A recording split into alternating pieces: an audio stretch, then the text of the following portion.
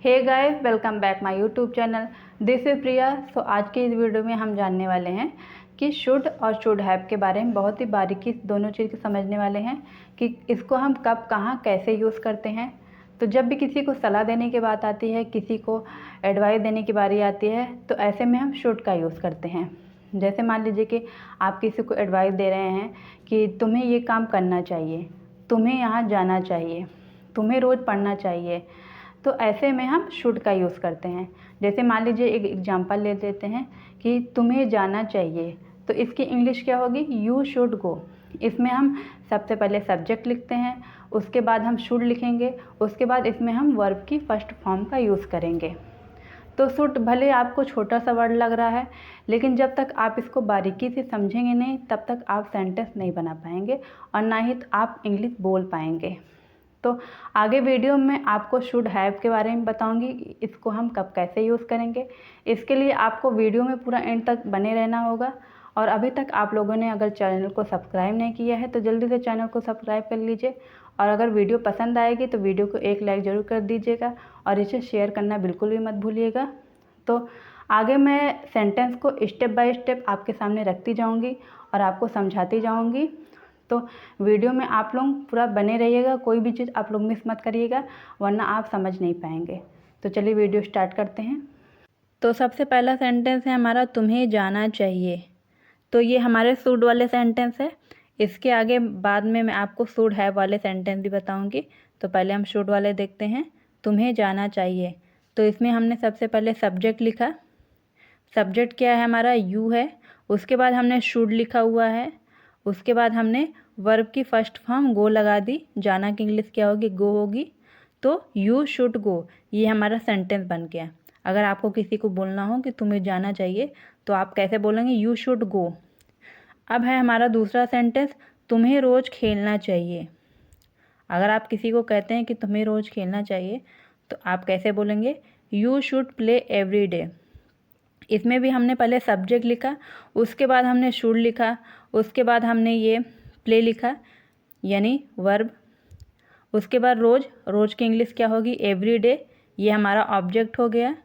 तो सबसे पहले हम सब्जेक्ट लिखते हैं, उसके बाद हम शुड का यूज़ करेंगे, उसके बाद वर्ब, फिर ऑब्जेक्ट। ठीक है। अब इसी तरह से मान लीजिए अगर आपको नेगेटिव सेंटेंस बनाना है कि तुम्हें वहाँ नहीं जाना चाहिए, तुम्हें उससे नहीं पूछना चाहिए, तो हम किस तरह से बनाएंगे? तो मान लीजिए सेंटेंस है हमारा, रोहन को नहीं जाना चाहिए। तो रोहन शुड नॉट गो। हमने पहले सब्जेक्ट रोहन लिखा हुआ है, फिर शुड लगाया, फिर नॉट, नहीं की इंग्लिश नॉट, फिर हमने गो, वर्ब की फर्स्ट फॉर्म। ठीक है। शुड के बाद नॉट लग जाएगा अगर आप नेगेटिव सेंटेंस बना रहे हैं तो। उसके बाद है हमारा, हमें नहीं खेलना चाहिए। We should not play. तो अब हम आते हैं शुड हैव वाले सेंटेंस पे। तो जिस किसी भी वाक्य के अंत में अगर चाहिए था होता है, तो उस सेंटेंस में हम शुड हैव का यूज़ करते हैं। जैसे मान लीजिए आप किसी को सलाह दे रहे हैं किसी चीज़ के लिए कि तुम्हें ये करना चाहिए था, तुम्हें वहाँ नहीं जाना चाहिए था, तो इस तरह के सेंटेंस में हम शुड हैव का यूज़ करते हैं। तो इस तरह के सेंटेंस में हम सबसे पहले सब्जेक्ट लिखते हैं, उसके बाद हम शुड हैव लिखेंगे, उसके बाद हम इसमें वर्ब की थर्ड फॉर्म का यूज़ करेंगे। तो हमारा पहला सेंटेंस है इसमें, उसे पूछना चाहिए था। तो पहले सब्जेक्ट लिखा हमने इसमें, उसके बाद शुड हैव, उसके बाद हमारी पूछना की इंग्लिश आस्क होती है, लेकिन हम इसमें वर्ब की थर्ड फॉर्म का यूज़ करेंगे, तो यहाँ पे आस्क्ड हो जाएगा। ठीक है। अगर आप किसी लड़की से पूछ रहे हैं, बात कर रहे हैं, तो शी लगाएंगे। अगर लड़के से बात कर रहे हैं तो आप ही का यूज़ करेंगे। अब दूसरा सेंटेंस है हमारा, तुम्हें वहाँ नहीं जाना चाहिए था। तो you should not have gone there. तुम्हें की इंग्लिश यू हो गई। उसके बाद हमने शुड नॉट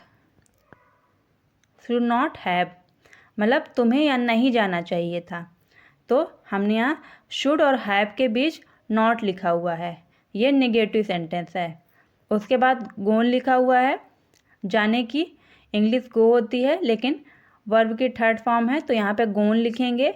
उसके बाद देयर। ठीक है। ये हमारा सेंटेंस बन के तैयार हो गया। अब है हमारा सेंटेंस, तुम्हें रोज़ पार्क में जाना चाहिए था। तुम्हें रोज़ पार्क में जाना चाहिए था।